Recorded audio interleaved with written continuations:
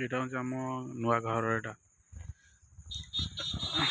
ତ କମ୍ପ୍ଲିଟ୍ ସବୁ ସରିଗଲାଣି। ତ ଆଗରେ ଯେଉଁ ଡିଜାଇନଟା ଅଛି ତା ଡିଜାଇନର ଥାକ ଗୁଡ଼ା ସେଇଟା ହେବ। ଆଉ ଭିତର କଲର୍ କିଛି ହେଇନି, ପ୍ଲାଷ୍ଟର ସବୁ ସରିଯାଇଛି। ସାମ୍ନା ଭିତର ପ୍ଲାଷ୍ଟର ସରିଯାଇଛି, କେବଳ ରଙ୍ଗ କରିବାଟା ପେଣ୍ଡିଂ ଅଛି ଆଉ ୱାରିଂ କାମ।